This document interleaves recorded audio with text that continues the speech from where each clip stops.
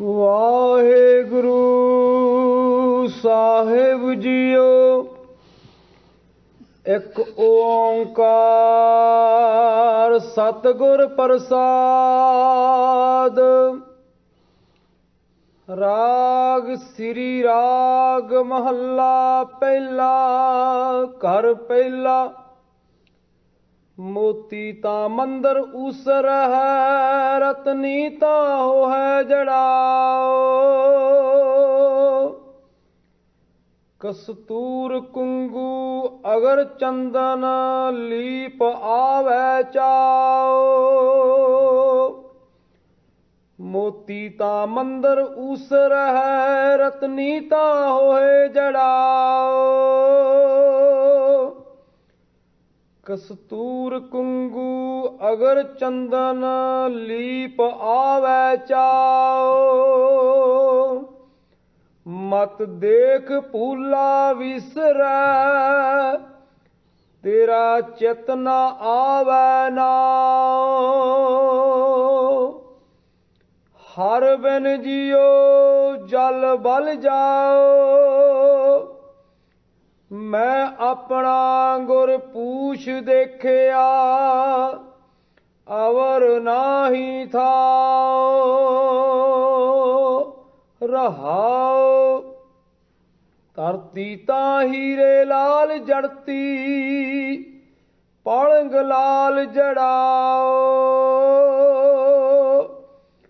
मोणी मुख मणि सो है, करे रंग पसाओ।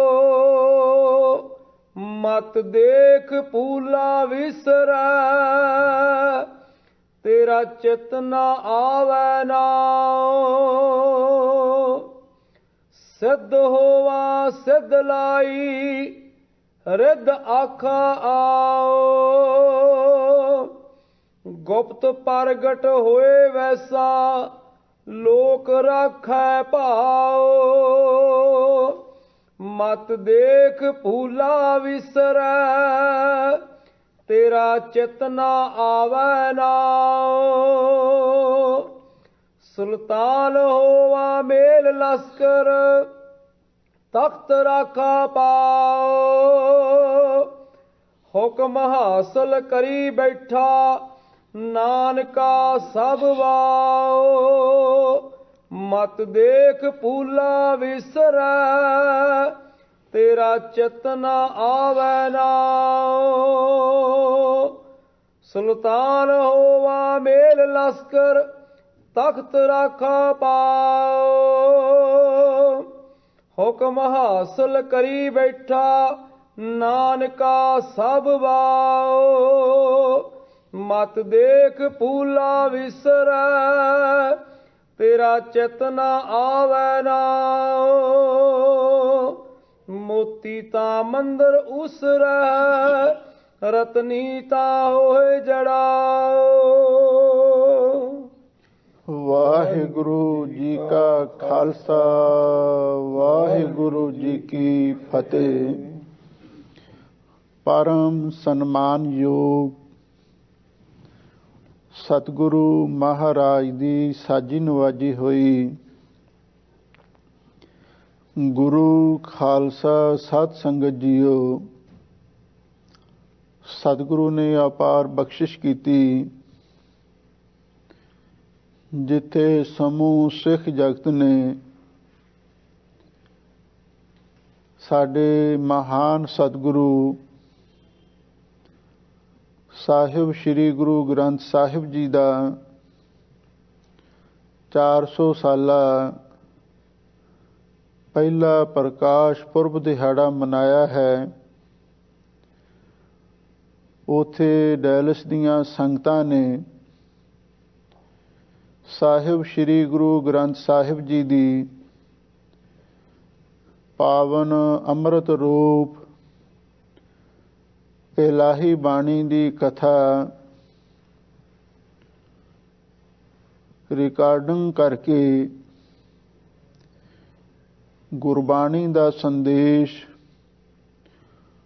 गुरु का आदेश कर कर पहुँचाउण का उपराला भी कीता है। ਸਤਿਗੁਰੂ ਦੀ ਅਪਾਰ ਮਿਹਰ ਹੋਈ ਹੈ। ਨਿਤਨੇਮ ਦੀਆਂ ਬਾਣੀਆਂ ਜਪਜੀ ਸਾਹਿਬ, ਸੋਦਰ, ਰਹਿਰਾ ਸਾਹਿਬ ਅਤੇ ਸੋਹਿਲੇ ਬਾਣੀ ਦੀ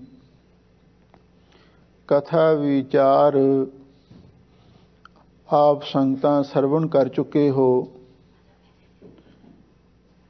ਕਿਉਂਕਿ ਗੁਰੂ ਅਰਜਨ ਦੇਵ ਮਹਾਰਾਜ ਸੱਚੇ ਪਾਤਸ਼ਾਹ ਨੇ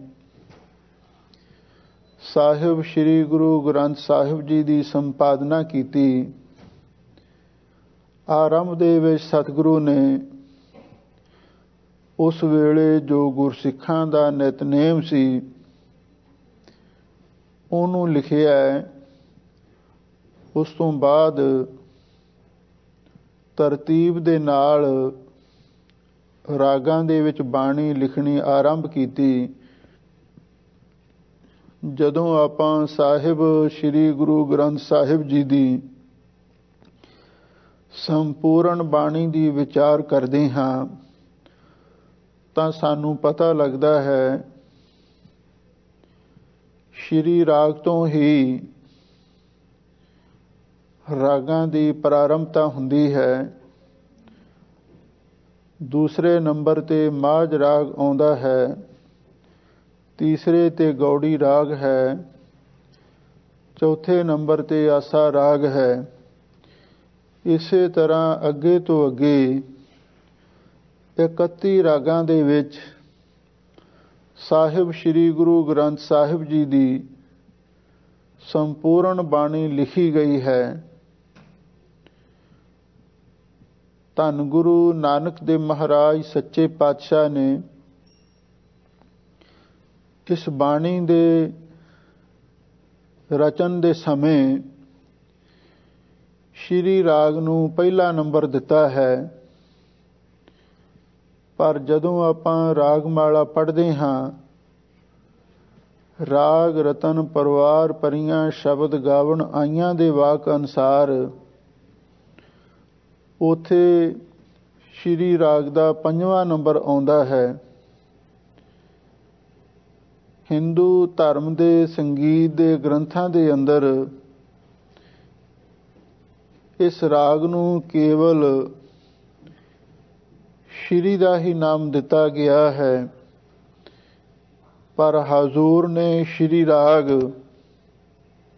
ਇਸ ਰਾਗ ਦਾ ਸੰਪੂਰਨ ਨਾਮ ਲਿਖਿਆ ਹੈ। ਸਾਹਿਬ ਸਤਿਗੁਰੂ ਸੱਚੇ ਪਾਤਸ਼ਾਹ ਨੇ ਰਾਗਾਂ ਦੇ ਵਿੱਚ ਬਾਣੀ ਆਰੰਭ ਕਰਨ ਤੋਂ ਪਹਿਲਾਂ ਸੰਖੇਪ ਮੂਲ ਮੰਤਰ ਦਾ ਸੰਖੇਪ ਰੂਪ ਮੰਗਲਾਚਰਨ ਲਿਖਿਆ ਹੈ। ਇੱਕ ਓੰਕਾਰ ਸਤਿਗੁਰ ਪ੍ਰਸਾਦ, ਉਹ ਵਾਹਿਗੁਰੂ ਇੱਕ ਹੈ, ਅਦਵੈਤ ਸਰੂਪ ਹੈ। ਅਦਵੈਤ ਕਿਸ ਨੂੰ ਕਹਿੰਦੇ ਹਨ? ਜੋ ਸਜਾਤੀ ਵਜਾਤੀ ਸਵੈ ਗਦ ਭੇਦ ਤੋਂ ਰਹਿਤ ਹੋਵੇ, ਦੇਸ਼ ਕਾਲ ਵਸਤੂ ਦੇ ਪ੍ਰਸ਼ੇਦ ਤੋਂ ਵੀ ਮੁਕਤ ਹੋਵੇ, ਉਹਨੂੰ ਕਹਿੰਦੇ ਨੇ ਅਦਵੈਤ। ਉਸ ਅਦਵੈਤ ਸਰੂਪ ਵਾਹਿਗੁਰੂ ਨੂੰ ਸੰਬੋਧਨ ਕਰਨ ਦੇ ਲਈ ਸਤਿਗੁਰੂ ਨੇ ਇੱਕ ਅੰਕ ਲਿਖਿਆ ਹੈ। ਇੱਕ ਓੰਕਾਰ, ਉਹ ਵਾਹਿਗੁਰੂ ਇੱਕ ਅਦਵੈਤ ਸਰੂਪ ਹੈ। ਓੰਕਾਰ ਸਾਰਿਆਂ ਦਾ ਪ੍ਰਕਾਸ਼ਕ ਹੈ। ਜਿਹੜਾ ਇੱਕ ਹੈ ਇਹ ਗਿਣਤੀ ਵਾਚਕ ਅੰਕ ਹੈ। ਉਸ ਤੋਂ ਬਾਅਦ ਊੜਾ ਹੈ ਜੋ ਗੁਰਮੁਖੀ 35 ਦਾ ਪਹਿਲਾ ਅੱਖਰ ਹੈ। ਉਸ ਦੇ ਉੱਪਰ ਕਾਰ ਵੀ ਸਤਿਗੁਰੂ ਨੇ ਲਿਖਿਆ ਹੈ ਜੋ ਇਸ਼ਾਰਾ ਵਿਦਿਆ ਦੀ ਪ੍ਰਤੀਕ ਹੈ।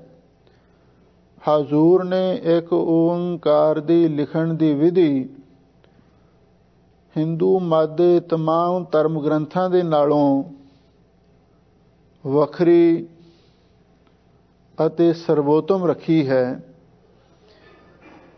ਕਿਉਂਕਿ ਹਿੰਦੂ ਮਤ ਦੇ ਜਿੰਨੇ ਵੀ ਧਰਮ ਗ੍ਰੰਥ ਨੇ, ਚਾਹੇ ਵੇਦ ਨੇ ਚਾਹੇ ਹੋਰ ਧਰਮ ਗ੍ਰੰਥ ਨੇ, ਉਹਨਾਂ ਨੇ ਸ਼ੁਰੂ ਦੇ ਵਿੱਚ ਕੇਵਲ ਓਮ ਹੀ ਲਿਖਿਆ ਹੈ। ਪਰ ਸਤਿਗੁਰੂ ਨੇ ਓੰਕਾਰ ਓੰਗ ਤੋਂ ਪਹਿਲਾਂ ਇੱਕ ਲਿਖ ਕੇ ਤੇ ਓੰਗ ਦੇ ਨਾਲ ਕਾਰ ਵੀ ਲਿਖ ਦਿੱਤੀ। ਇਹ ਇੱਕ ਵਿਲੱਖਣਤਾ ਸਤਿਗੁਰੂ ਮਹਾਰਾਜ ਸੱਚੇ ਪਾਤਸ਼ਾਹ ਨੇ ਰੱਖੀ ਹੈ, ਕਿਉਂਕਿ ਸੰਸਾਰ ਵਿੱਚ 3 ਕਿਸਮ ਦੀ ਵਿਦਿਆ ਉਸ ਵੇਲੇ ਪ੍ਰਚਲਿਤ ਹੋ ਚੁੱਕੀ ਸੀ। ਗਣਿਤ ਵਿਦਿਆ, ਜਿਸ ਨੂੰ ਮੈਥ ਕਹਿੰਦੇ ਨੇ, ਹਿਸਾਬ ਕਿਤਾਬ ਦੀ ਵਿਦਿਆ ਕਹਿੰਦੇ ਹਨ। ਦੂਸਰੀ ਅਲਫਾਜ਼ੀ ਵਿਦਿਆ, ਜਿਸ ਦਾ ਆਮ ਭਾਸ਼ਾ ਤੇ ਲਿਪੀ ਨਾਲ ਸੰਬੰਧ ਹੁੰਦਾ ਹੈ। ਤੀਸਰੀ ਸੀ ਸੰਕੇਤਕ ਵਿਦਿਆ, ਜਿਸ ਦਾ ਕੁਝ ਸੰਕੇਤਾਂ ਨਾਲ, ਇਸ਼ਾਰਿਆਂ ਨਾਲ ਸੰਬੰਧ ਹੁੰਦਾ ਹੈ। ਧੰਨ ਗੁਰੂ ਨਾਨਕ ਦੇਵ ਮਹਾਰਾਜ ਸੱਚੇ ਪਾਤਸ਼ਾਹ ਨੇ ਇੱਕ ਓੰਕਾਰ ਲਿਖ ਕੇ ਗਣਿਤ ਵਿਦਿਆ, ਅਲਫਾਜ਼ੀ ਵਿਦਿਆ ਤੇ ਇਸ਼ਾਰਾ ਵਿਦਿਆ ਦੀ ਵਰਤੋਂ ਕੀਤੀ ਹੈ। ਇੱਕ ਦੁਆਰਾ ਵਾਹਿਗੁਰੂ ਦੀ ਅਦਵੈਤਤਾ ਨੂੰ ਸਿੱਧ ਕੀਤਾ ਹੈ। ਓੰਕਾਰ ਲਿਖ ਕੇ ਉਸ ਨੂੰ ਸਰਬ ਦਾ ਪ੍ਰਕਾਸ਼ਕ ਆਖਿਆ ਹੈ। ਸਤ ਦਾ ਅਰਥ ਹੈ ਉਹ ਵਾਹਿਗੁਰੂ ਨਾਸ ਤੋਂ ਰਹਿਤ ਹੈ, ਗੁਰ ਚੈਤਨ ਸਰੂਪ ਹੈ, ਪ੍ਰਸਾਦ ਆਨੰਦ ਸਰੂਪ ਹੈ। ਕਿਉਂਕਿ ਜਿਤਨੇ ਵੀ ਪੁਰਾਤਨ ਰਿਸ਼ੀ ਮੁਨੀ ਮਹਾਤਮਾ ਅਧਿਆਤਮਕਵਾਦੀ ਮਹਾਂਪੁਰਖ ਹੋਏ ਹਨ, ਉਹਨਾਂ ਨੇ ਉਸ ਅਕਾਲ ਪੁਰਖ ਵਾਹਿਗੁਰੂ ਦਾ ਸਰੂਪ ਸਤ, ਚਿਦ ਤੇ ਆਨੰਦ 3 ਰੂਪਾਂ ਦੇ ਵਿੱਚ ਵਰਣਨ ਕੀਤਾ ਹੈ। ਤੇ ਸਤਿਗੁਰੂ ਨੇ ਇੱਕ ਓੰਕਾਰ ਲਿਖ ਕੇ ਸਤਿਗੁਰ ਪ੍ਰਸਾਦ ਲਿਖਿਆ ਹੈ। ਇਹ ਸਤ, ਚਿਤ, ਆਨੰਦ ਸਰੂਪ ਦਾ ਵਾਚਕ ਵੀ ਪ੍ਰਾਚੀਨ ਵਿਦਵਾਨਾਂ ਨੇ ਮੰਨਿਆ ਹੈ। ਪਰ ਦੂਸਰੇ ਨੰਬਰ ਤੇ ਵਿਆਕਰਨ ਦੇ ਹਿਸਾਬ ਦੇ ਨਾਲ ਇੱਕ ਓੰਕਾਰ ਵਾਹਿਗੁਰੂ ਪਰਮੇਸ਼ਰ ਦਾ ਸਰੂਪ ਬੋਧਕ ਪਦ ਹੈ। ਸਤ ਉਸ ਦਾ ਵਿਸ਼ੇਸ਼ਣ ਹੈ। ਗੁਰੂ ਦਰਗਾਹੀ ਵਿਚੋਲਾ ਹੈ ਤੇ ਗੁਰ ਪ੍ਰਸਾਦ ਗੁਰੂ ਦੀ ਕਿਰਪਾ, ਵਾਹਿਗੁਰੂ ਪਰਮੇਸ਼ਰ ਦੇ ਮਿਲਣ ਦਾ ਵਸੀਲਾ ਸਤਿਗੁਰੂ ਨੇ ਦੱਸਿਆ ਹੈ। ਅੱਖਰ ਬੜੇ ਥੋੜੇ ਨੇ, ਇਹਦੇ ਵਿੱਚ ਸੰਪੂਰਨ ਗੁਰਮਤਿ ਦਾ ਸਿਧਾਂਤ ਸਤਿਗੁਰੂ ਨੇ ਰੱਖ ਦਿੱਤਾ। ਉਹ ਵਾਹਿਗੁਰੂ ਇੱਕ ਹੈ, ਸਰਬ ਦਾ ਪ੍ਰਕਾਸ਼ਕ ਹੈ, ਸਤਿਨਾਸ਼ ਤੋਂ ਰਹਿਤ ਹੈ ਤੇ ਗੁਰੂ ਦੀ ਕਿਰਪਾ ਨਾਲ ਮਿਲਦਾ ਹੈ। ਤੇ ਗੁਰੂ ਦੀ ਕਿਰਪਾ ਕਿਵੇਂ ਹੁੰਦੀ ਹੈ? ਗੁਰੂ ਦੀ ਕਿਰਪਾ ਹੁੰਦੀ ਹੈ ਗੁਰੂ ਦਾ ਹੁਕਮ ਮੰਨ ਕੇ। ਹੁਕਮ ਮੰਨਿਆ ਹੋਵੇ ਪ੍ਰਵਾਨ ਤਾਂ ਖਸਮੈ ਕਾ ਮਹਿਲ ਪਾਏ ਸੀ, ਖਸਮੈ ਪਾਵੈ ਸੋ ਕਰੇ ਮਨਹੁ ਚਿੰਦਿਆ ਸੋ ਫਲ ਪਾਏ ਸੀ, ਤਾਂ ਦਰਗਹਿ ਪੈਦਾ ਜਾਏ ਸੀ। ਗੁਰੂ ਦੀ ਕਿਰਪਾ ਗੁਰੂ ਦਾ ਹੁਕਮ ਮੰਨ ਕੇ ਹੀ ਹੋ ਸਕਦੀ ਹੈ। ਹੁਣ ਸਾਹਿਬ ਸਤਿਗੁਰੂ ਸੱਚੇ ਪਾਤਸ਼ਾਹ ਰਾਗ ਸ੍ਰੀ ਰਾਗ ਮਹੱਲਾ ਪਹਿਲਾ। ਸਭ ਤੋਂ ਪਹਿਲਾ ਰਾਗ ਸ੍ਰੀ ਰਾਗ ਹੈ। ਪਹਿਲੇ ਪਾਤਸ਼ਾਹ ਧੰਨ ਗੁਰੂ ਨਾਨਕ ਦੇਵ ਮਹਾਰਾਜ ਨੇ ਇਸ ਰਾਗ ਦੇ ਵਿੱਚ ਪਹਿਲਾਂ ਬਾਣੀ ਉਚਾਰਨ ਕੀਤੀ ਤੇ ਕਰ ਪਹਿਲਾ। ਇੱਥੇ ਪਹਿਲੀ ਵਾਰੀ ਕਰ ਸਤਿਗੁਰੂ ਨੇ ਲਿਖਿਆ ਹੈ। ਵਿਦਵਾਨਾਂ ਦੇ ਮਤ ਅਨੁਸਾਰ ਘਰ ਸੁਰਤਾਲ ਦਾ ਵਾਚਕ ਹੈ। ਜਿਵੇਂ ਆਮ ਤੌਰ ਤੇ ਸੰਗੀਤ ਦੇ ਅੰਦਰ 3 ਚੀਜ਼ਾਂ ਦਾ ਸੁਮੇਲ ਮੰਨਿਆ ਜਾਂਦਾ ਸੀ, ਗਾਇਨ, ਵਾਦਨ ਤੇ ਨਿਰਤ। ਹਜ਼ੂਰ ਨੇ ਗਾਇਨ ਤੇ ਵਾਦਨ ਦਾ ਪੱਖ ਪ੍ਰਵਾਨ ਕੀਤਾ ਹੈ, ਨਿਰਤ ਨੂੰ ਛੱਡ ਦਿੱਤਾ ਹੈ, ਕਿਉਂਕਿ ਨਿਰਤ ਦੇ ਨਾਲ ਮਨ ਚੰਚਲ ਹੁੰਦਾ ਸੀ, ਬਿਰਤੀ ਚੰਚਲ ਹੁੰਦੀ ਸੀ।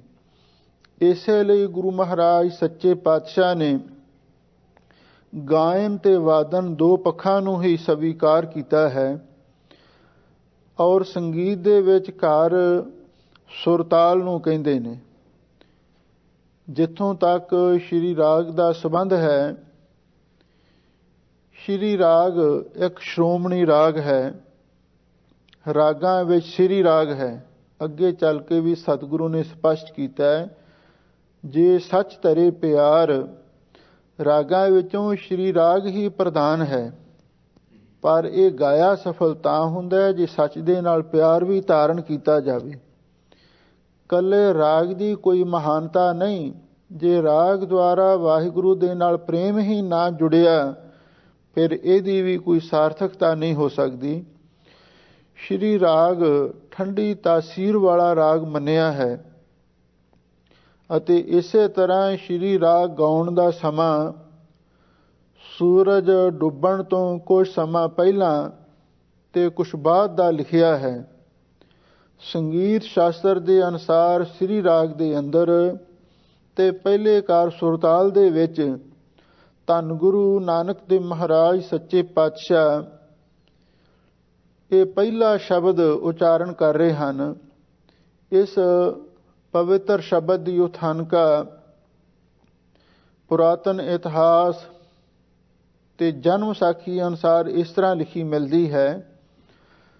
ਧੰਨ ਗੁਰੂ ਨਾਨਕ ਦੇਵ ਮਹਾਰਾਜ ਸੱਚੇ ਪਾਤਸ਼ਾਹ ਜਦੋਂ ਜਗਨਨਾਥਪੁਰੀ ਵਿੱਚ ਗਏ ਔਰ ਉੱਥੇ ਆਰਤੀ ਦਾ ਸ਼ਬਦ ਵੀ ਉਚਾਰਨ ਕੀਤਾ ਹੈ। ਜਿਹੜਾ ਉੱਥੋਂ ਦਾ ਰਾਜਾ ਸੀ ਔਰ ਉਹਦਾ ਨਾਂ ਲੋਕਾਂ ਨੇ ਕਲਯੁਗ ਰੱਖਿਆ ਹੋਇਆ ਸੀ, ਕਿਉਂਕਿ ਜਿਹੜਾ ਉੱਥੇ ਉਸਨੇ ਜਗਨਨਾਥਪੁਰੀ ਦਾ ਮੰਦਿਰ ਵੀ ਬਣਾਇਆ ਹੈ। ਜਿਹੜੇ ਪ੍ਰੇਮੀ ਉੱਥੇ ਗਏ ਹੋਣਗੇ ਉਹ ਉਸ ਨੂੰ ਵੇਖ ਕੇ ਹੈਰਾਨ ਹੋਣਗੇ ਕਿ ਉਸ ਮੰਦਿਰ ਦੇ ਆਲੇ ਦੁਆਲੇ ਬਾਹਰ ਦੀਵਾਰਾਂ ਤੇ ਕੁਝ ਐਸੀਆਂ ਅਸ਼ਲੀਲ ਮੂਰਤਾਂ ਬਣਾਈਆਂ ਨੇ ਜਿਨ੍ਹਾਂ ਨੂੰ ਵੇਖ ਕੇ ਹਰ ਆਦਮੀ ਦਾ ਸਿਰ ਸ਼ਰਮ ਦੇ ਨਾਲ ਝੁਕ ਜਾਂਦਾ ਹੈ। ਬਹੁਤ ਸੈਕਸੀ ਤਸਵੀਰਾਂ ਬਣਾਈਆਂ ਹੋਈਆਂ ਨੇ। ਇਸ ਲਈ ਹੁਣ ਇਹ ਜਿਹੜਾ ਰਾਜਾ ਸੀ ਇਹਨਾਂ ਗੱਲਾਂ ਦਾ ਸ਼ੌਕੀਨ ਸੀ, ਇਸੇ ਲਈ ਲੋਕਾਂ ਨੇ ਇਹਦਾ ਨਾਮ ਕਲਯੁਗ ਰੱਖਿਆ। ਬਿਲਕੁਲ ਨਗਨ ਤਸਵੀਰਾਂ ਉਸਨੇ ਬਣਾਈਆਂ। ਹੁਣ ਧੰਨ ਗੁਰੂ ਨਾਨਕ ਦੇਵ ਮਹਾਰਾਜ ਸੱਚੇ ਪਾਤਸ਼ਾਹ ਜਦੋਂ ਜਗਨਨਾਥਪੁਰੀ ਦੇ ਵਿੱਚ ਰਹਿੰਦੇ ਸਨ, ਸਮੁੰਦਰ ਦੇ ਕਿਨਾਰੇ ਤੇ ਇੱਕ ਦਿਨ ਬੈਠੇ ਤੇ ਇਸ ਕਲਯੁਗ ਨਾਮ ਦੇ ਰਾਜੇ ਨੇ ਸਤਿਗੁਰੂ ਦੇ ਨਾਲ ਮਿਲਣ ਦੇ ਲਈ ਉਪਰਾਲਾ ਕੀਤਾ। ਇਹਦੇ ਵਿੱਚ ਰਿੱਧੀਆਂ ਸਿੱਧੀਆਂ ਕਰਾਮਾਤਾਂ ਵੀ ਸਨ। ਇਸ ਨੇ ਗੁਰੂ ਮਹਾਰਾਜ ਸੱਚੇ ਪਾਤਸ਼ਾਹ ਦੀ ਪਰਖ ਵੀ ਕਰਨੀ ਚਾਹੀ। ਜਦੋਂ ਇਹ ਕਲਯੁਗ ਸਤਿਗੁਰੂ ਮਹਾਰਾਜ ਦੇ ਕੋਲ ਆਉਣ ਲੱਗਿਆ, ਇਹਨੇ ਆਪਣੀ ਸ਼ਕਤੀ ਦਾ ਪ੍ਰਦਰਸ਼ਨ ਕੀਤਾ। ਬਹੁਤ ਤੇਜ਼ ਹਨੇਰੀ ਚੱਲੀ, ਇੰਨੀ ਤੇਜ਼ ਹੈ ਬਹੁਤ ਸਾਰੇ ਦਰਖਤਾਂ ਨੂੰ ਟਾਹਣਾਂ ਨੂੰ ਭੰਨੀ ਜਾ ਰਹੀ ਹੈ। ਇੰਨੀ ਭਿਆਨਕ ਹਨੇਰੀ, ਇੰਨਾ ਭਿਆਨਕ ਤੂਫਾਨ ਪਹਿਲਾਂ ਕਦੀ ਨਹੀਂ ਸੀ ਕਿਸੇ ਨੇ ਵੇਖਿਆ। ਭਾਈ ਮਰਦਾਨਾ ਹੈਰਾਨ ਹੋਇਆ, ਕਹਿਣ ਲੱਗਾ ਸੱਚੇ ਪਾਤਸ਼ਾਹ ਇੰਨੀ ਭਿਆਨਕ ਹਨੇਰੀ ਮੈਂ ਕਦੇ ਨਹੀਂ ਵੇਖੀ। ਮੈਨੂੰ ਇਉਂ ਜਾਪਦਾ ਹੈ ਜਿਵੇਂ ਮੇਰੇ ਪ੍ਰਾਣ ਹੀ ਕੱਢ ਕੇ ਲੈ ਜਾਵੇਗੀ।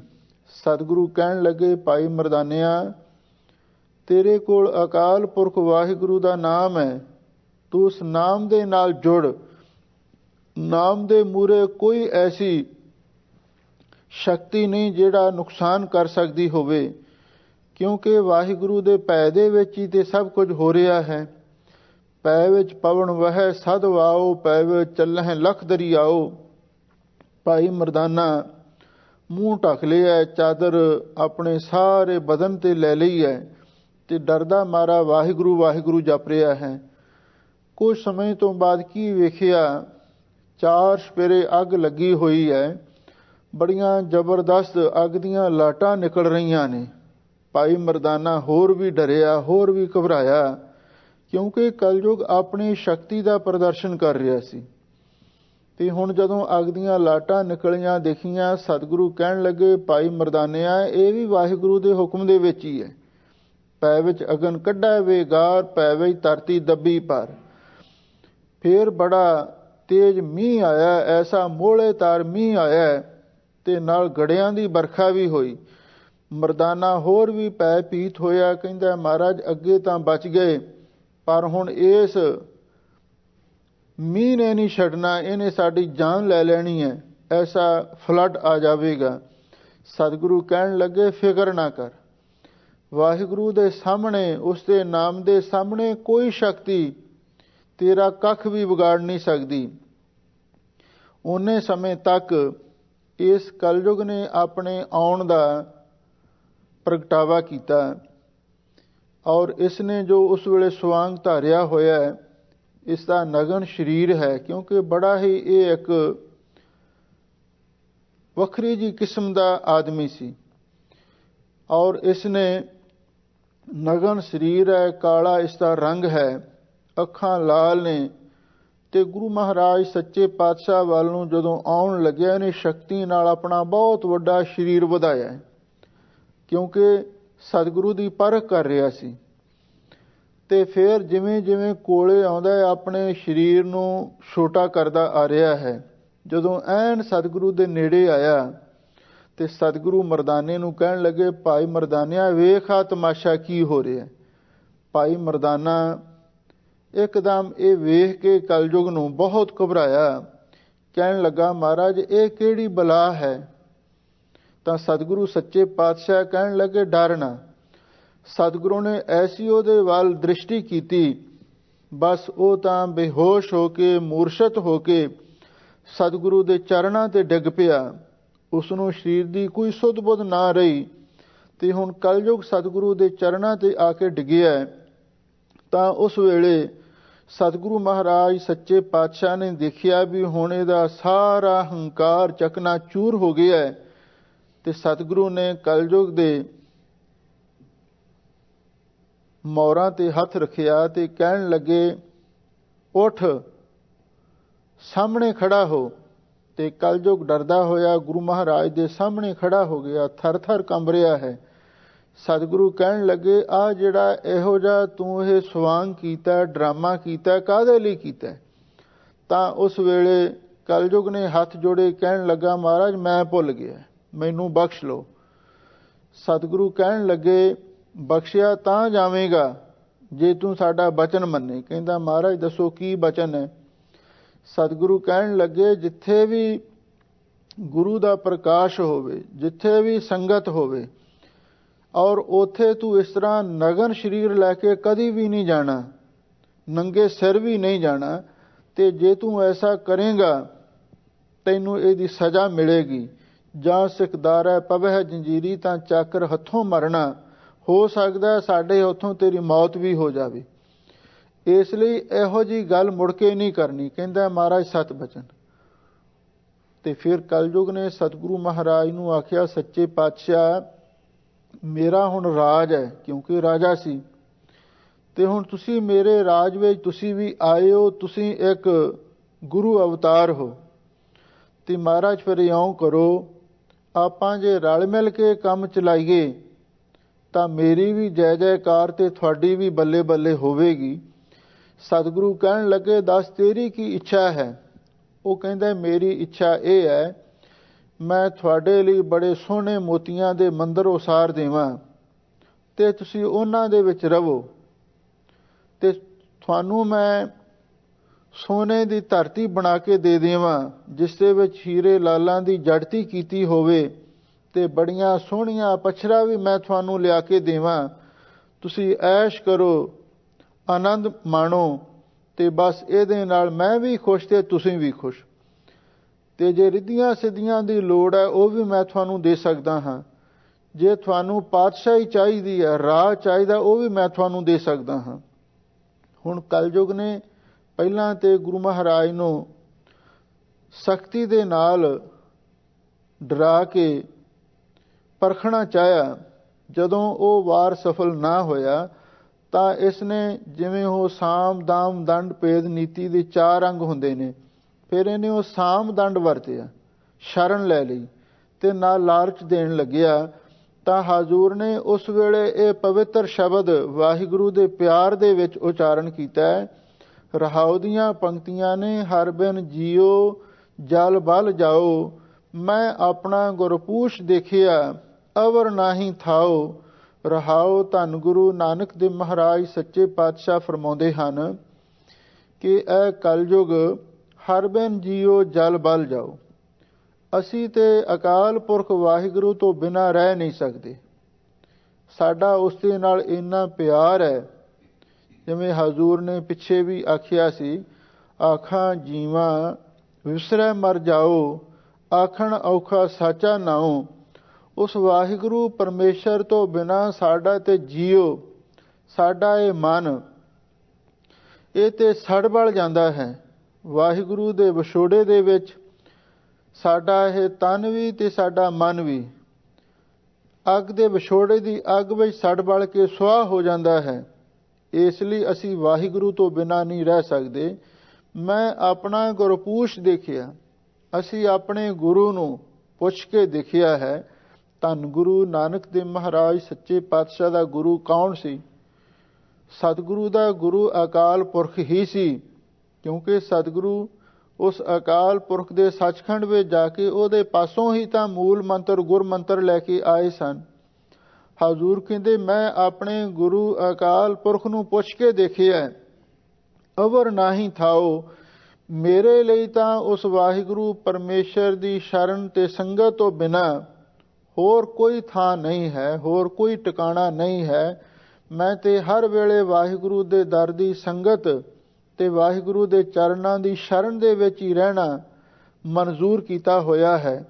ਤੇ ਫਿਰ ਕਲਯੁਗ ਨੇ ਆਖਿਆ, ਮਹਾਰਾਜ ਜੇ ਮੋਤੀਆਂ ਦੇ ਮੰਦਰ ਤੁਹਾਨੂੰ ਮੈਂ ਭੇਟ ਕਰ ਦੇਵਾਂ, ਕੀ ਤੁਸੀਂ ਮੇਰੀ ਭੇਟਾ ਨੂੰ ਪ੍ਰਵਾਨ ਕਰੋਗੇ? ਤਾਂ ਗੁਰੂ ਨਾਨਕ ਸਾਹਿਬ ਸੱਚੇ ਪਾਤਸ਼ਾਹ ਨੇ ਸ਼ਬਦ ਉਚਾਰਨ ਕੀਤਾ ਹੈ।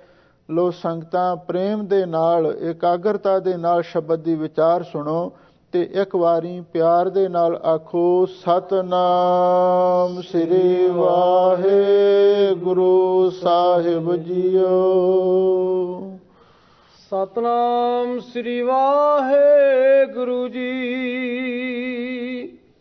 ਮੋਤੀ ਤਾਂ ਮੰਦਰ ਉਸਰੈ, ਰਤਨੀ ਤਾਂ ਹੋਏ ਜੜਾਓ। ਧੰਨ ਗੁਰੂ ਨਾਨਕ ਦੇਵ ਮਹਾਰਾਜ ਸੱਚੇ ਪਾਤਸ਼ਾਹ ਫਰਮਾਉਂਦੇ ਨੇ, ਜਿਨ੍ਹਾਂ ਦਾ ਵਾਹਿਗੁਰੂ ਦੇ ਨਾਮ ਦੇ ਨਾਲ ਪਿਆਰ ਹੋ ਜਾਂਦਾ ਹੈ, ਉਹਨਾਂ ਨੂੰ ਦੁਨੀਆ ਦੀ ਕੋਈ ਵੀ ਵਸਤੂ ਲੁਭਾਇਮਾਨ ਨਹੀਂ ਕਰ ਸਕਦੀ।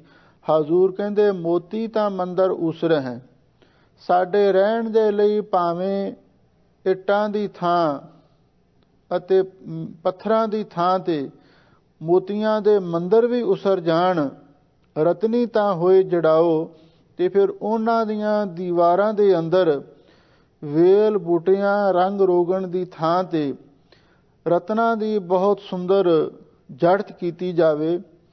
ਭਾਵ ਇੱਟਾਂ ਦੀ ਥਾਂ ਤੇ ਮੋਤੀਆਂ ਦੇ ਮੰਦਰ ਉਸਰ ਜਾਣ ਤੇ ਫਿਰ ਵੇਲ ਬੂਟਿਆਂ ਰੰਗ ਰੋਗਣ ਦੀ ਥਾਂ ਤੇ ਜਿਹੜੇ 9 ਕਿਸਮ ਦੇ ਰਤਨ ਨੇ ਉਹਨਾਂ ਦੇ ਸੁੰਦਰ ਜੜਾਊ ਵੀ ਜੜੇ ਜਾਣ ਤੇ ਇੰਨਾ ਕੀਮਤੀ ਮੇਰਾ ਮਹਿਲ ਬਣ ਜਾਵੇ ਜਿਸ ਵਰਗਾ ਦੁਨੀਆ ਦੇ ਵਿੱਚ ਹੋਰ ਕਿਸੇ ਕੋਲ ਨਾ ਹੋਵੇ। ਕਸਤੂਰ ਕੁੰਗੂ ਅਗਰ ਚੰਦਨ, ਲੀਪ ਆਵੇ ਚਾਓ। ਹਜ਼ੂਰ ਕਹਿੰਦੇ ਨੇ ਫਿਰ ਉਸ ਮੋਤੀਆਂ ਦੇ ਮੰਦਰ ਦੇ ਵਿੱਚ ਕਸਤੂਰ ਕੁੰਗੂ ਅਗਰ ਚੰਦਨ, ਕਸਤੂਰੀ ਕੁੰਗੂ ਕੇਸਰ ਤੇ ਅਗਰ ਤੋਏ ਦੀ ਲੱਕੜੀ ਨੂੰ ਕਹਿੰਦੇ ਨੇ, ਉਹਦੇ ਵਿੱਚ ਵੀ ਬੜੀ ਸੁੰਦਰ ਮਹਿਕ ਹੁੰਦੀ ਹੈ।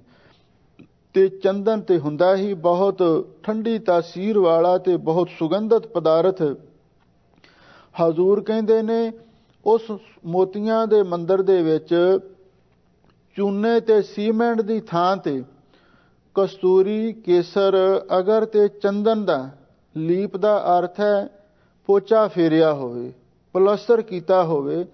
ਭਾਵ ਉਸ ਮੰਦਰ ਦੇ ਵਿੱਚੋਂ ਸਭ ਤਰ੍ਹਾਂ ਦੀਆਂ ਸੁੰਦਰ ਮਹਿਕਾਂ ਉੱਠਦੀਆਂ ਹੋਣ। ਆਵੇ ਚਾਓ, ਜਿਸ ਨੂੰ ਵੇਖ ਕੇ ਮਨ ਦੇ ਵਿੱਚ ਬੜਾ ਚਾਓ, ਉਮਾ ਤੇ ਉਲਾਸ ਪੈਦਾ ਹੋਵੇ। ਮਤ ਦੇਖ ਭੂਲਾ ਵਿਸਰੈ, ਤੇਰਾ ਚਿਤ ਨ ਆਵੈ ਨਾਉ। ਧੰਨ ਗੁਰੂ ਨਾਨਕ ਦੇਵ ਮਹਾਰਾਜ ਸੱਚੇ ਪਾਤਸ਼ਾਹ ਫਰਮਾਉਂਦੇ ਨੇ, ਹੇ ਵਾਹਿਗੁਰੂ, ਮਤਾ ਮੈਂ ਐਸੀ ਕਲਯੁਗ ਦੀ ਸਮੱਗਰੀ ਨੂੰ ਦੇਖ ਕੇ ਭੁੱਲ ਜਾਵਾਂ ਤੇ ਫਿਰ ਵਿਸਰੈ, ਮੈਨੂੰ ਤੇਰਾ ਨਾਮ ਵੀ ਭੁੱਲ ਜਾਵੇ ਤੇ ਐਸਾ ਭੁੱਲੇ ਤੇਰਾ ਚਿਤ ਨਾ ਆਵੇ ਨਾਉ, ਫਿਰ ਮੁੜ ਕੇ ਮੈਨੂੰ ਤੇਰਾ ਨਾਮ ਹੀ ਚੇਤੇ ਨਾ ਆਵੇ। ਇਸ ਲਈ ਮੈਂ ਨਹੀਂ ਚਾਹੁੰਦਾ ਵੀ ਐਸੀ ਜਿਹੜੀ ਦੌਲਤ ਹੈ, ਐਸੀ ਭੇਟਾ ਹੈ, ਇਹ ਮੈਨੂੰ ਮਿਲੇ, ਕਿਉਂਕਿ ਇਹ ਚੀਜ਼ਾਂ ਵਾਹਿਗੁਰੂ ਪਰਮੇਸ਼ਰ ਨੂੰ ਭੁਲਾਉਣ ਵਾਲੀਆਂ ਨੇ।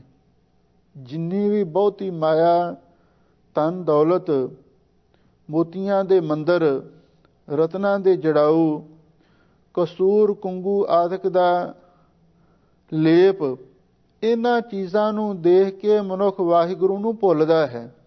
ਇਹ ਮਾਇਆ ਜਿਤ ਹਰ ਵਿਸਰੈ, ਮੋਹ ਉਪਜੈ ਪਾਉ ਦੂਜਾ ਲਾਇਆ। ਮਾਇਆ ਐਸੀ ਸ਼ਕਤੀ ਹੈ, ਇਹਦੇ ਵਿੱਚ ਮਨੁੱਖ ਜਦੋਂ ਪਰਚ ਜਾਂਦਾ ਹੈ ਤੇ ਆਪਣੇ ਆਪ ਹੀ ਪਰਮੇਸ਼ਰ ਭੁੱਲ ਜਾਂਦਾ ਹੈ। ਇਸੇ ਲਈ ਹਜ਼ੂਰ ਕਹਿੰਦੇ ਨੇ, ਸਾਨੂੰ ਇਹੋ ਜਿਹੀ ਤੇਰੀ ਭੇਟਾ ਕਦੇ ਵੀ ਪ੍ਰਵਾਨ ਨਹੀਂ ਹੋ ਸਕਦੀ, ਜਿਸ ਨੂੰ ਵੇਖ ਕੇ ਪਰਮੇਸ਼ਰ ਭੁੱਲਦਾ ਹੋਵੇ ਤੇ ਉਹਦਾ ਨਾਮ ਵਿਸਰਦਾ ਹੋਵੇ। ਅਸੀਂ ਇਹ ਭੇਟਾ ਕਦੇ ਵੀ ਲੈਣ ਵਾਸਤੇ ਤਿਆਰ ਨਹੀਂ ਹਾਂ। ਹਰ ਬਿਨ ਜੀਓ ਜਲ ਬਲ ਜਾਓ, ਮੈਂ ਆਪਣਾ ਗੁਰ ਪੂਛ ਦੇਖਿਆ, ਅਵਰ ਨਾਹੀ ਥਾਓ ਰਹਾਓ।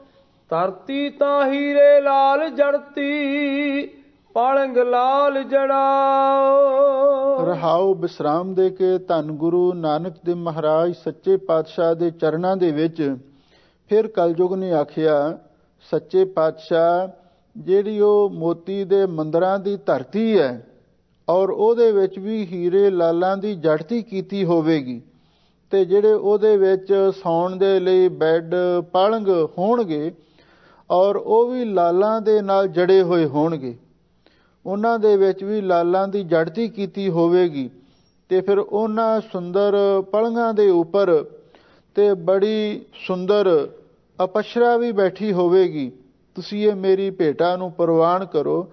ਧੰਨ ਗੁਰੂ ਨਾਨਕ ਦੇਵ ਮਹਾਰਾਜ ਸੱਚੇ ਪਾਤਸ਼ਾਹ ਰਹਾਉ ਦੀਆਂ ਪੰਕਤੀਆਂ ਵਿੱਚ ਕੇਂਦਰੀ ਸਿਧਾਂਤ ਹੈ ਕਿ ਵਾਹਿਗੁਰੂ ਤੋਂ ਬਿਨਾਂ ਸਾਡਾ ਤੇ ਜੀ ਸੜ ਬਲ ਜਾਂਦਾ ਹੈ। ਅਸੀਂ ਆਪਣੇ ਗੁਰੂ ਨੂੰ ਪੁੱਛ ਕੇ ਦੇਖਿਆ ਹੈ, ਸਾਡੇ ਲਈ ਉਸ ਤੋਂ ਬਿਨਾਂ ਹੋਰ ਕੋਈ ਰਹਿਣ ਲਈ ਥਾਂ ਹੀ ਨਹੀਂ ਹੈ।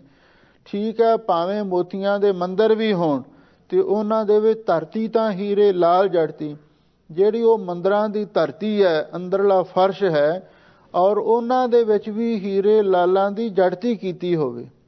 ਪਲੰਗ ਲਾਲ ਜੜਾਓ, ਤੇ ਜਿਹੜੇ ਉਹਨਾਂ ਵਿੱਚ ਸੁੰਦਰ ਪਲੰਗ, ਨਿਵਾਰੀ ਪਲੰਗ ਉਹਨਾਂ ਦੇ ਵਿੱਚ ਡਹੇ ਹੋਣ ਔਰ ਉਹਨਾਂ ਦੇ ਵਿੱਚ ਵੀ ਲਾਲ ਜੜਾਓ ਤੇ ਲਾਲ ਜੜੇ ਹੋਏ ਹੋਣ, ਉਹਨਾਂ ਦੇ ਵਿੱਚ ਵੀ ਲਾਲਾਂ ਦੀ ਜੜਤੀ ਕੀਤੀ ਹੋਵੇ। ਮੋਹਣੀ ਮੁਖ ਮਣੀ ਸੋਹੈ, ਕਰੇ ਰੰਗ ਪਸਾਓ। ਸਾਹਿਬ ਸਤਿਗੁਰੂ ਸੱਚੇ ਪਾਤਸ਼ਾਹ ਫਰਮਾਉਂਦੇ ਨੇ, ਮੋਹਣੀ ਮੁਖ, ਫਿਰ ਉਹਦੇ ਵਿੱਚ ਮੋਹਣੀ ਦਾ ਅਰਥ ਹੈ ਮਨ ਨੂੰ ਮੋਹਿਤ ਕਰਨ ਵਾਲੀ ਸੁੰਦਰ ਇਸਤਰੀ, ਕੋਈ ਅਪਸਰਾ ਬੈਠੀ ਹੋਵੇ। ਮੁਖ ਮਣੀ ਸੋਹੈ, ਜਿਹਦੇ ਮੁਖ ਉੱਤੇ ਮਣੀਆਂ ਦੇ ਸ਼ਿੰਗਾਰ ਕੀਤੇ ਹੋਏ, ਸੋਹੈ ਦਾ ਅਰਥ ਸੋਭਾ ਪ੍ਰਾਪਤ ਕਰਦੇ ਹੋਣ, ਮਣੀਆਂ ਵਰਗੀ ਉਸ ਦੀ ਚਿਹਰੇ ਦੀ ਲਾਲੀ ਚਮਕਦੀ ਹੋਵੇ। ਕਰੇ ਰੰਗ ਪਸਾਓ, ਤੇ ਉਹ ਰੰਗ ਦਾ ਅਰਥ ਹੈ ਆਪਣੀ ਮੌਜ ਵਿੱਚ ਅਨੇਕਾਂ ਤਰ੍ਹਾਂ ਦੇ ਜਿਹੜੇ ਕੋਈ ਰਾਗ ਰੰਗ ਨੇ, ਕੋਈ ਹਾਵ ਭਾਵ ਨੇ, ਉਹਨਾਂ ਦਾ ਪਸਾਰਾ ਕਰਦੀ ਹੋਵੇ। ਮਤ ਦੇਖ ਭੂਲਾ ਵਿਸਰੈ, ਤੇਰਾ ਚਿਤ ਨ ਆਵੈ ਨਾ। ਮਤ ਦਾ ਅਰਥ ਹੈ ਕਦੇ ਐਸਾ ਨਾ ਹੋ ਜਾਵੇ ਮੈਂ ਉਸ ਨੂੰ ਦੇਖ ਕੇ ਭੁੱਲ ਜਾਵਾਂ, ਤੇ ਭੁੱਲੇ ਹੋਏ ਨੂੰ ਵਿਸਰੈ, ਤੇਰਾ ਨਾਂ ਵੀ ਭੁੱਲ ਜਾਵੇ। ਤੇਰਾ ਚਿਤ ਨਾ ਆਵੈ ਨਾਉ, ਤੇ ਐਸਾ ਭੁੱਲੇ ਤੇ ਮੁੜ ਕੇ ਤੇਰਾ ਨਾਮ ਚੇਤੇ ਹੀ ਨਾ ਆਵੇ। ਕਿਉਂਕਿ ਕਲਯੁਗ ਦੀ ਸਮੱਗਰੀ ਇਹ ਸਾਰੀ ਪਰਮੇਸ਼ਰ ਨੂੰ ਭੁਲਾਉਣ ਵਾਲੀ ਹੀ ਹੈ। ਜਦੋਂ ਕੋਈ ਮਨੁੱਖ ਰੱਬ ਦੇ ਰਸਤੇ ਤੇ ਤੁਰਦਾ ਹੈ ਤੇ ਕਲਯੁਗ ਆ ਕੇ ਉਸ ਦੇ ਰਸਤੇ ਦੇ ਵਿੱਚ ਕੋਈ ਨਾ ਕੋਈ ਵਿਘਨ ਪਾਉਂਦਾ ਹੈ। ਉਹ ਜਿਹੜੇ ਵਿਘਨ ਨੇ ਉਹ ਇਸੇ ਤਰ੍ਹਾਂ ਦੇ ਹੁੰਦੇ ਨੇ, ਕੋਈ ਜੜ ਚੇਤਨ ਮਾਇਆ ਦਾ ਲਾਲਚ ਔਰ ਇਹਦੀ ਚਮਕ ਦਮਕ ਦੇ ਵਿੱਚ ਹੀ ਮਨੁੱਖ ਭੁੱਲ ਜਾਂਦਾ ਹੈ। ਪਰ ਹਜ਼ੂਰ ਕਹਿੰਦੇ ਨੇ, ਮੈਨੂੰ ਇਹੋ ਜਿਹੀ ਤੇਰੀ ਭੇਟਾ ਕਦੀ ਵੀ ਪ੍ਰਵਾਨ ਨਹੀਂ ਹੋ ਸਕਦੀ, ਜਿਹਨੂੰ ਦੇਖ ਕੇ ਪਰਮੇਸ਼ਰ ਭੁੱਲ ਜਾਂਦਾ ਹੋਵੇ ਤੇ ਵਾਹਿਗੁਰੂ ਦਾ ਨਾਮ ਵਿਸਰ ਜਾਵੇ, ਤੇ ਐਸਾ ਵਿਸਰੇ ਮੁੜ ਕੇ ਨਾਮ ਚੇਤੇ ਹੀ ਨਾ ਆਵੇ। ਇਹੋ ਜਿਹੀ ਭੇਟਾ ਮੈਨੂੰ ਕਦੇ ਵੀ ਪ੍ਰਵਾਨ ਨਹੀਂ ਹੋ ਸਕਦੀ। ਸਿੱਧ ਹੋਆ ਸਿੱਧ ਲਾਈ, ਰਿੱਧ ਆਖਾ ਆਓ। ਤੇ ਫਿਰ ਕਲਯੁਗ ਨੇ ਆਖਿਆ, ਸੱਚੇ ਪਾਤਸ਼ਾਹ ਮੇਰੇ ਪਾਸ ਰਿੱਧੀਆਂ ਸਿੱਧੀਆਂ ਵੀ ਹਨ, ਤੇ ਲੋਕ ਰਿੱਧੀਆਂ ਸਿੱਧੀਆਂ ਵਾਲੇ ਲੋਕਾਂ ਦੀ ਵੀ ਬੜੀ ਮਾਨ ਮਨੌਤ ਕਰਦੇ ਨੇ, ਤੇ ਤੁਸੀਂ ਦੇਖ ਲਓ ਜੇ ਇਹ ਪਹਿਲੀ ਭੇਟਾ ਪ੍ਰਵਾਨ ਨਹੀਂ, ਫਿਰ ਰਿੱਧੀਆਂ ਸਿੱਧੀਆਂ ਲੈ ਲਵੋ, ਬੜੀ ਤੁਹਾਡੀ ਦੁਨੀਆ ਵਿੱਚ ਜੈ ਜੈਕਾਰ ਹੋਵੇਗੀ। ਤਾਂ ਸਾਹਿਬ ਸਤਿਗੁਰੂ ਸੱਚੇ ਪਾਤਸ਼ਾਹ ਕਹਿਣ ਲੱਗੇ, ਸਿੱਧ ਹੋਵਾਂ ਕਿ ਜੇ ਮੈਂ ਸਿੱਧ ਵੀ ਬਣ ਜਾਵਾਂ, ਸਿੱਧ ਕਹਿੰਦੇ ਨੇ ਰਿੱਧੀਆਂ ਸਿੱਧੀਆਂ ਵਾਲੇ ਪੁਰਸ਼ ਨੂੰ, ਜੇ ਮੈਂ ਸਿੱਧ ਵੀ ਹੋ ਜਾਵਾਂ, ਸਮਰੱਥ ਸ਼ਕਤੀਵਾਨ ਵੀ ਹੋ ਜਾਵਾਂ ਤੇ ਸਿੱਧ ਲਾਈ ਤੇ ਆਪਣੀਆਂ ਸਿੱਧੀਆਂ ਵੀ ਲਾਵਾਂ, ਰਿੱਧ ਆਖਾਂ ਆਓ ਤੇ ਜਿਹੜੀਆਂ ਰਿੱਧੀਆਂ ਨੇ ਉਹਨਾਂ ਨੂੰ ਆਵਾਜ਼ ਮਾਰਾਂ ਵੀ ਆਓ ਮੇਰੇ ਕੋਲ, ਤੇ ਉਸੇ ਵੇਲੇ ਮੇਰੀ ਆਵਾਜ਼ ਸੁਣ ਕੇ ਇਹ ਰਿੱਧੀਆਂ ਸਿੱਧੀਆਂ ਮੇਰੇ ਸਾਹਮਣੇ ਆ ਕੇ ਖਲੋ ਜਾਣ। ਗੁਪਤ ਪ੍ਰਗਟ ਹੋਏ ਵੈਸਾ ਲੋਕ ਰਾਖੈ ਭਾਉ। ਸਾਹਿਬ ਸਤਿਗੁਰੂ ਸੱਚੇ ਪਾਤਸ਼ਾਹ ਫਰਮਾਉਂਦੇ ਨੇ ਗੁਪਤ ਪ੍ਰਗਟ ਹੋਏ ਵੈਸਾ, ਇਹ ਰਿੱਧੀਆਂ ਸਿੱਧੀਆਂ ਦਾ ਪ੍ਰਭਾਵ ਹੈ। ਮੈਂ ਆਪਣੀ ਸ਼ਕਤੀ ਨਾਲ ਆਪਣੇ ਆਪ ਨੂੰ ਗੁਪਤ ਕਰ ਲਵਾਂ ਤੇ ਫਿਰ ਆਪਣੀ ਮਰਜ਼ੀ ਦੇ ਨਾਲ ਹੀ ਪ੍ਰਗਟ ਹੋਏ ਵੈਸਾ, ਤੇ ਫਿਰ ਪ੍ਰਗਟ ਹੋ ਕੇ ਸਾਡੇ ਸਾਰੇ ਸਾਹਮਣੇ ਲੋਕਾਂ ਦੇ ਵਿੱਚ ਆ ਕੇ ਬੈਠ ਜਾਵਾਂ। ਲੋਕ ਰਾਖੈ ਪਾਓ, ਤੇ ਲੋਕ ਬੜਾ ਪਾਓ ਪ੍ਰੇਮ ਰੱਖਣ ਵੀ ਇਹ ਬੜੇ ਰਿੱਧੀ ਸਿੱਧੀ ਵਾਲੇ ਮਹਾਂਪੁਰਖ ਨੇ, ਇਹ ਤੇ ਬੈਠਿਆਂ ਬੈਠਿਆਂ ਹੀ ਸਰੀਰ ਨੂੰ ਆਲੋਪ ਕਰ ਲੈਂਦੇ ਨੇ ਤੇ ਫਿਰ ਪਤਾ ਨਹੀਂ ਇੱਕਦਮ ਆਪ ਹੀ ਆਸਨ ਤੇ ਆ ਕੇ ਪ੍ਰਗਟ ਹੋ ਜਾਂਦੇ ਨੇ। ਇਹ ਵੀ ਰਿੱਧੀਆਂ ਸਿੱਧੀਆਂ ਹੀ ਹੁੰਦੀਆਂ ਨੇ। ਆਪਣੀ ਰਿੱਧੀ ਸਿੱਧੀ ਦੇ ਬਲ ਦੇ ਨਾਲ ਗੁਪਤ ਹੋ ਜਾਣਾ ਤੇ ਫਿਰ ਪ੍ਰਗਟ ਹੋ ਜਾਣਾ, ਇਸ ਤਰ੍ਹਾਂ ਦੀਆਂ ਮੈਂ ਰਿੱਧੀਆਂ ਸਿੱਧੀਆਂ ਦੇ ਵੀ ਪ੍ਰਦਰਸ਼ਨ ਕਰਾਂ ਤੇ ਜਿਸ ਦੇ ਨਾਲ ਲੋਕ ਮੇਰੇ ਨਾਲ ਪ੍ਰੇਮ ਰੱਖਣ। ਮਤ ਦੇਖ ਭੂਲਾ ਵਿਸਰੈ ਤੇਰਾ ਚੇਤਨ ਆਵੈ ਨਾ। ਪਰ ਸਤਿਗੁਰੂ ਅਕਾਲ ਪੁਰਖ ਨੂੰ ਕਹਿੰਦੇ ਨੇ, ਹੇ ਵਾਹਿਗੁਰੂ, ਮੈਂ ਮਤਾਂ ਕਲਯੁਗ ਦੀ ਐਸੀ ਸਮੱਗਰੀ ਨੂੰ ਦੇਖ ਕੇ ਭੁੱਲ ਜਾਵਾਂ ਤੇ ਭੁੱਲੇ ਹੋਏ ਨੂੰ ਤੇਰਾ ਨਾਮ ਵੀ ਵਿਸਰ ਜਾਵੇ, ਤੇਰਾ ਚਿਤ ਨਾ ਆਵੈ ਨਾਉ, ਤੇ ਐਸਾ ਨਾਮ ਵਿਸਰ ਜਾਵੇ ਮੁੜ ਕੇ ਤੇਰਾ ਨਾਮ ਇਹਨੂੰ ਚੇਤੇ ਹੀ ਨਾ ਆਵੇ। ਕਿਉਂਕਿ ਕਲਯੁਗ ਦੀ ਸਮੱਗਰੀ ਐਸੀ ਹੈ, ਜਦੋਂ ਮਨੁੱਖ ਇੱਕ ਵਾਰੀ ਇਹਨਾਂ ਚੀਜ਼ਾਂ ਦੇ ਵਿੱਚ ਪਰਚ ਜਾਂਦਾ ਹੈ ਨਾ, ਤੇ ਉਸ ਨੂੰ ਸਭ ਕੁਝ ਭੁੱਲ ਹੀ ਜਾਂਦਾ ਹੈ। ਇਸ ਲਈ ਮੈਨੂੰ ਇਹੋ ਜਿਹੀ ਕਲਯੁਗ ਦੀ ਭੇਟਾ ਕਦੀ ਵੀ ਪ੍ਰਵਾਨ ਨਹੀਂ ਹੋ ਸਕਦੀ।